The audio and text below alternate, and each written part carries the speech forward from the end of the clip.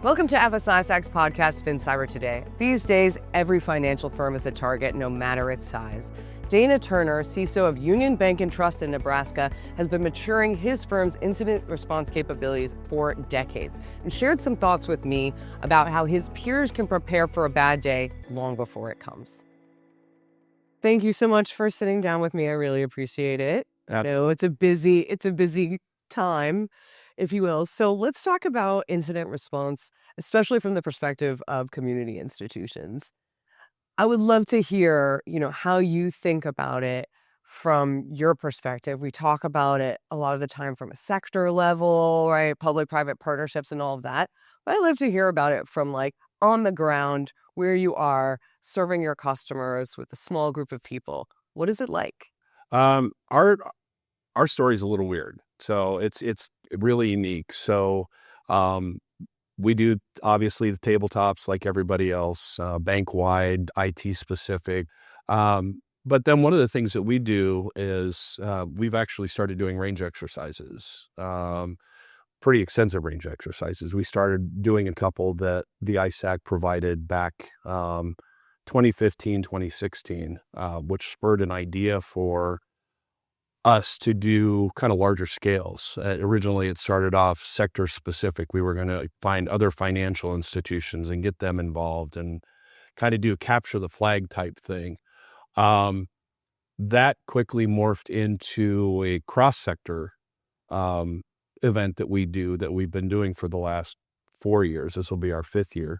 It's called Cyber Tatanka. Cyber Tatanka. Okay. So it's the little logo right here with the buffalo. Tatanka is the Lakota word for big beast or buffalo.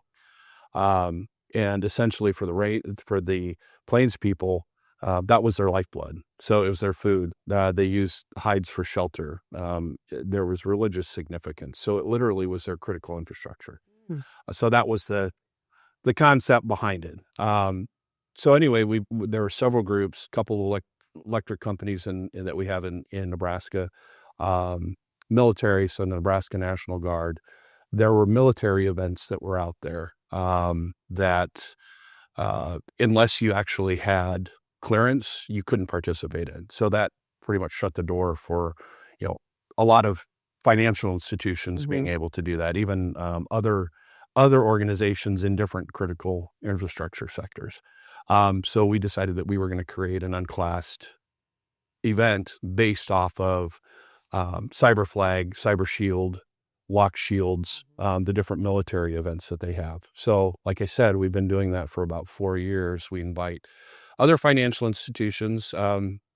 Financial institutions are a little different. I've been with our organization for about 34 years.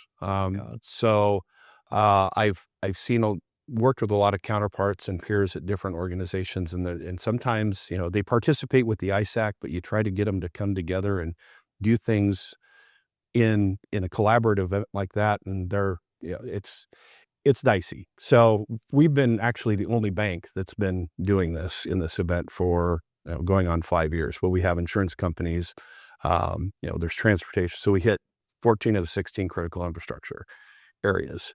So a week of training and then a week of range. So we do different simulations every day, the second week. But it's a fun thing. It's actually an international event. We invite other states, National Guard units for every state. They have international partnerships. So for example, Nebraska, we have the Czech Republic, Rwanda, and Tanzania. So every year that we've done this, we've had a fairly hefty contingent of Czech Army that comes in. And wow.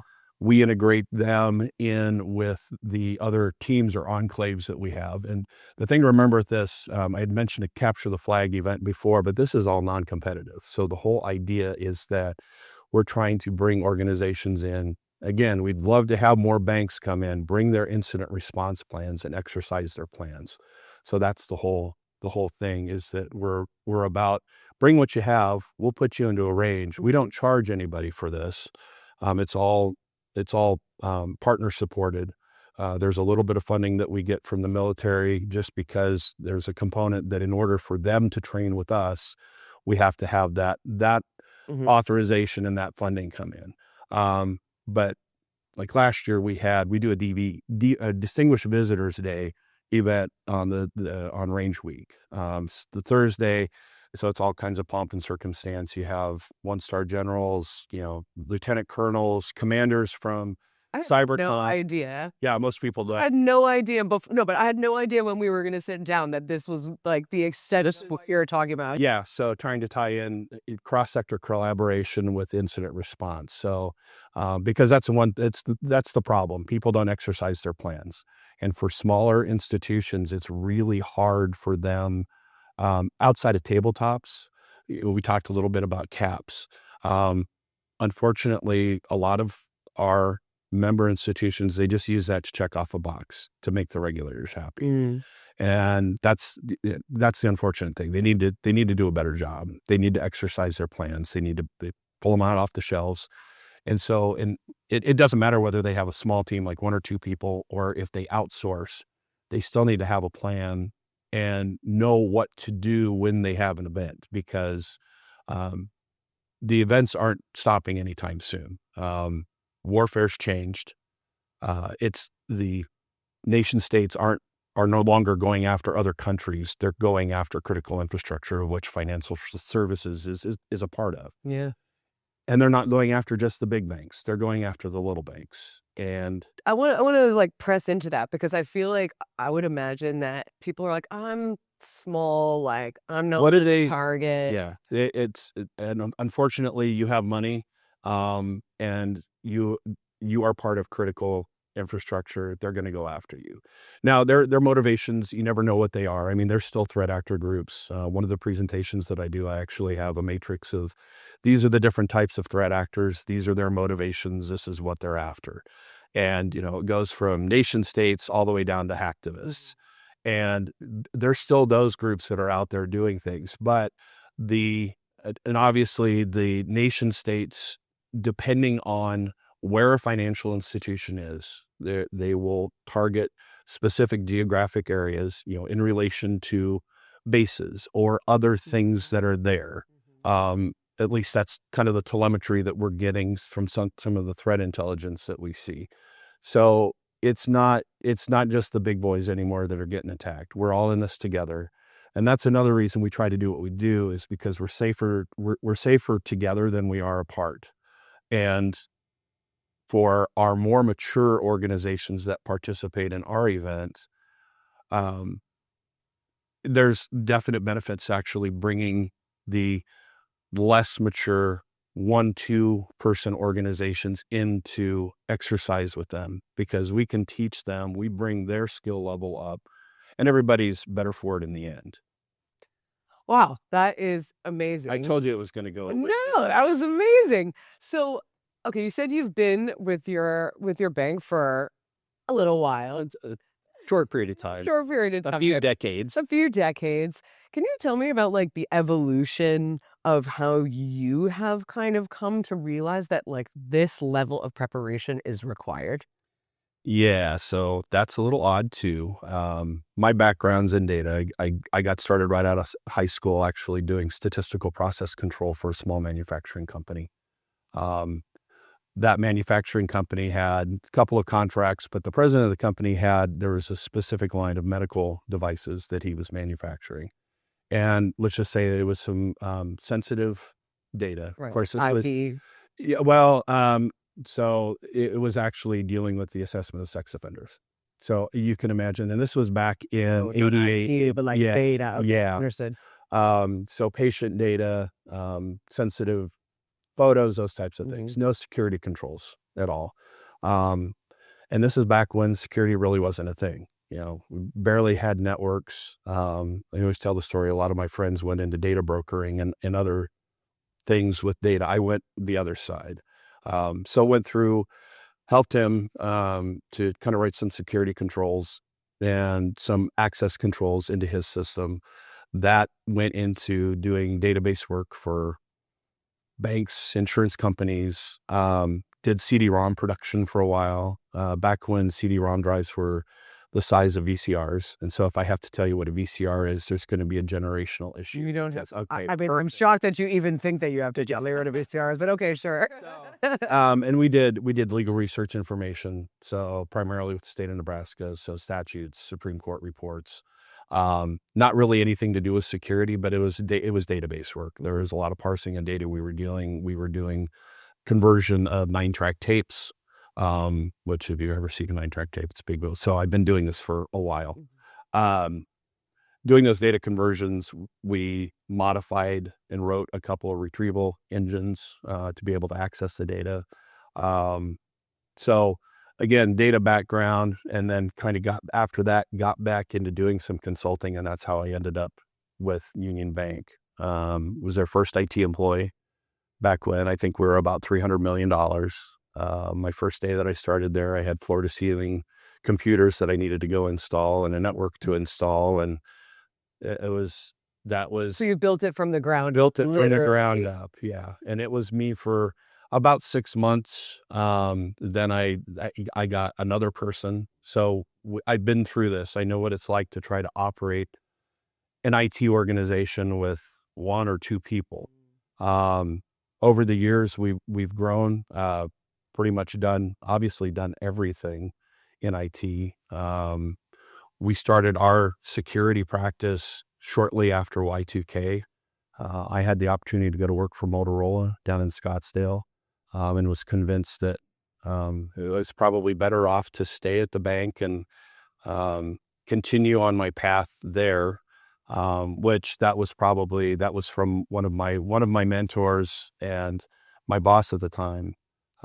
Gave me that. He sat me down and he gave me that advice, and I'm glad that I listened to him, because shortly thereafter, the role that I was going to take in Scottsdale dried up, and Motorola as a cell phone company kind of went a different route. So anyway, although I did have one of those Motorola walkie-talkie, those like yeah, key bricks at one point when I was a local news reporter. So I did love that phone. Yeah, the StarTAC flip phone, that was probably the best one. Yeah, I know what a VCR is. Yeah, okay. We're good. So shortly after that, we had Y2K come up, and that was, everybody was losing their minds, and that was going to be the next thing that was going to be the end of society. Yeah. So we did a lot of work, a lot of good work to make sure that everything that we had was ready for the event. Standing on the roof on New Year's Eve of one of our buildings, waiting for all the lights to go off, and then nothing. So after that, we started talking about, well, what's going to be the next big thing? And again, because of the data protection, some of the things that I had done with the manufacturing company, those were, I was a very early adopter of the internet, back when it was dial-up and BBS systems. And I knew that was going to be something that we needed to focus on. But in order to do that, we needed to secure it properly. And so ultimately, we ended up starting our cybersecurity group, or we called it network security at that time, because cyber really wasn't even. It was kind of in the lexicon. It was there, but not a lot of people used it. I think there's some literature that it was in, back as early as 88, 89. But so that was our group that we started. At that time, I actually managed the team. There were 4 of us all together, and it was a little weird, because we didn't do just security work. We were handed projects that nobody else wanted to do. One of the defining things in my career was one of our leadership development programs that we went through. We had the facilitator come in, and she had a table set out with all these different things, like a hammer and forks and spoons and pieces of paper. And the intent was that she wanted everybody to go grab something that represented what they were. And so I'm looking over the table, and I see a plunger, and I go over and grab it and go back and sit down. And she goes, "I'm saving you for last."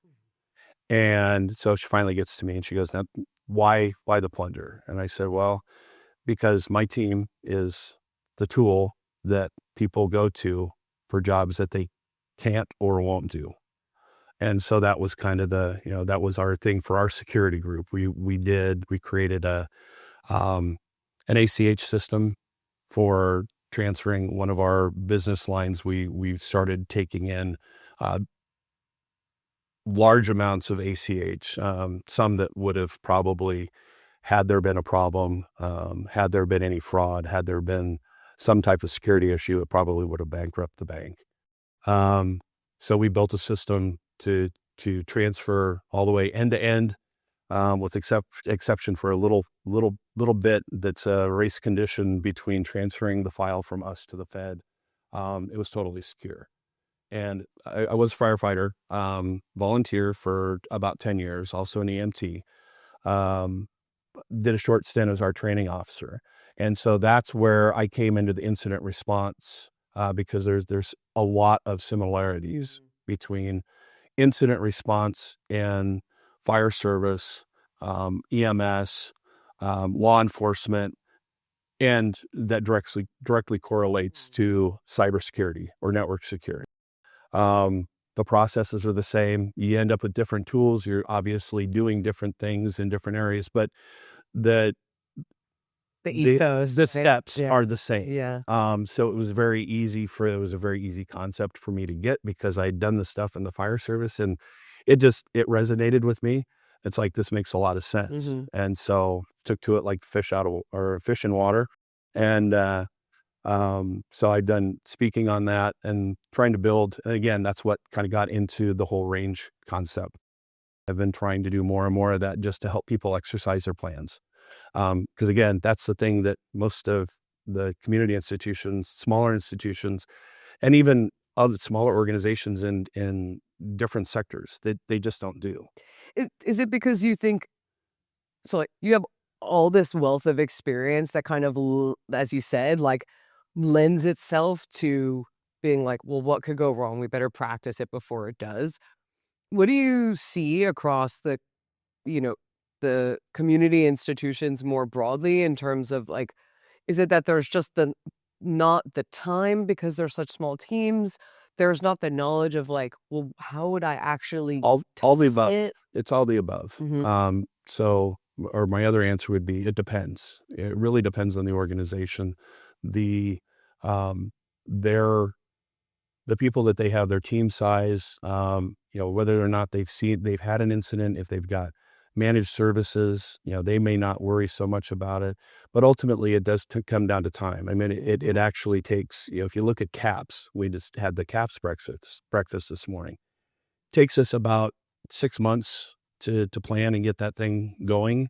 So in order to do an exercise that you really test your plan, it takes a lot of time, and people don't have a lot of time. They don't have the resources.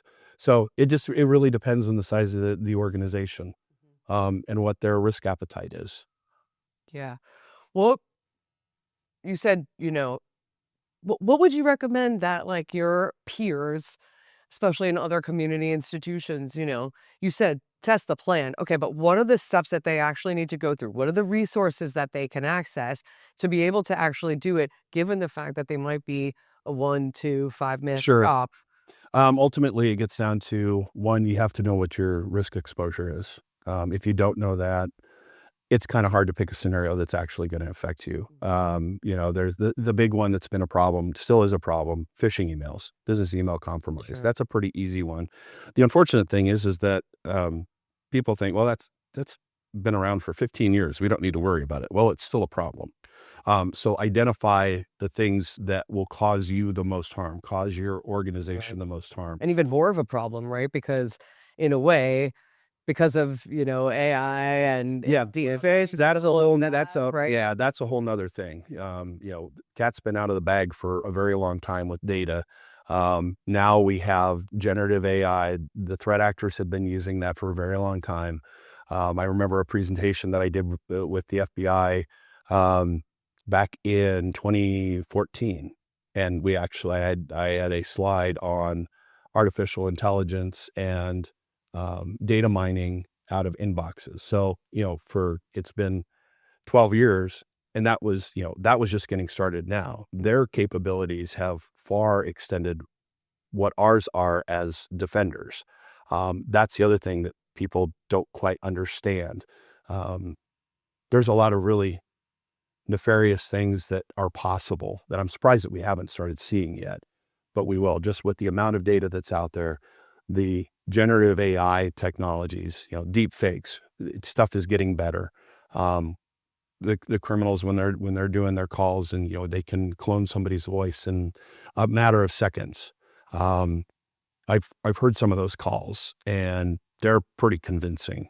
It doesn't take much, but again, they've been perfecting those steps for a long time. For a very long time.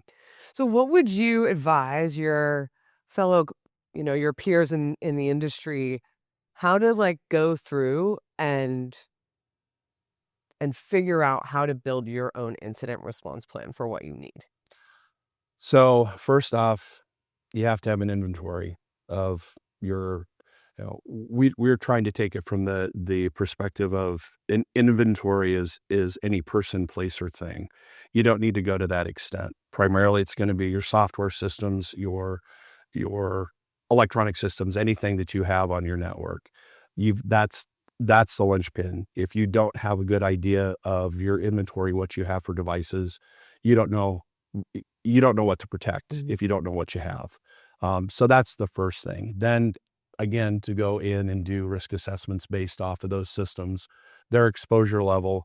There's a lot you can get really complicated. My cyber operations officer and I are working on a framework that's very close to CTEM, which is continuous threat exposure management, which is just this very, very thing to try to operationalize the vulnerabilities and the risks that you have inside of the organization. But we're actually applying it to people, places, things.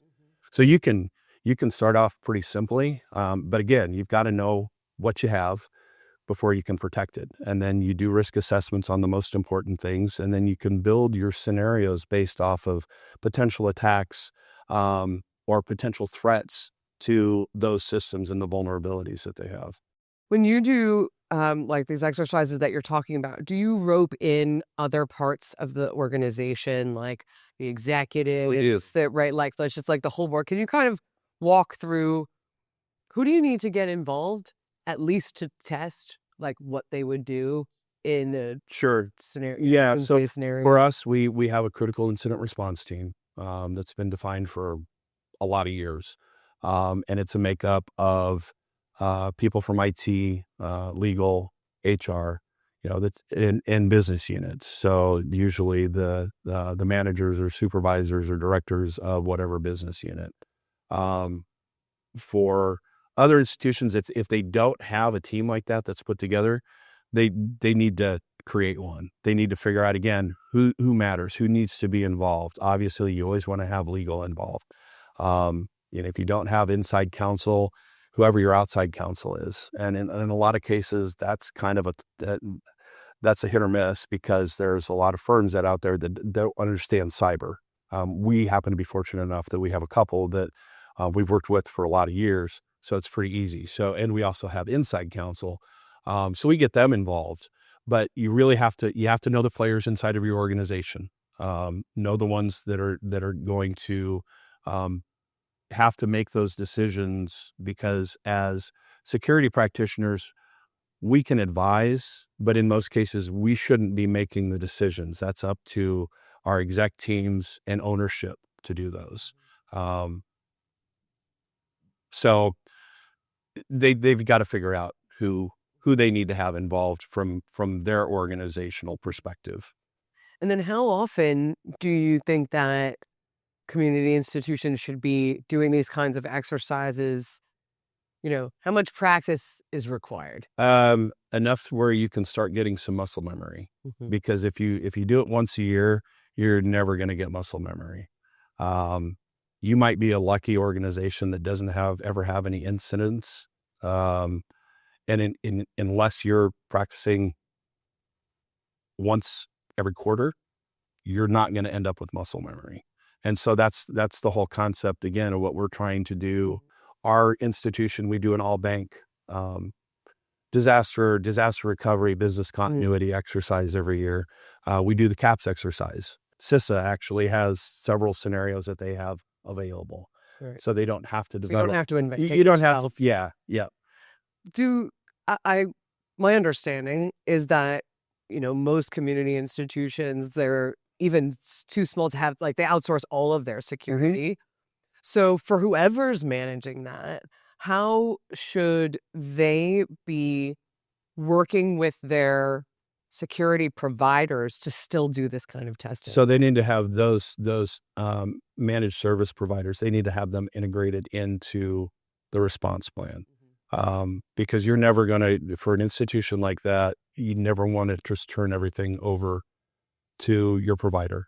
You still have to be in charge. Your leadership, your ownership, whatever your command structure is inside of your organization, they have to be actively involved in the decisions that are being made during that incident.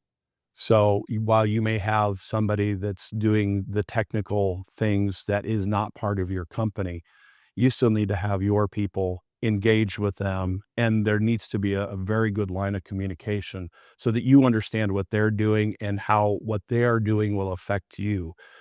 If it's going to take down services, if it's going to impact your customers, because then there's regulatory or reporting requirements that, if you have an outage, and it affects your customers for 36 hours, you've got to be reporting that. Yeah.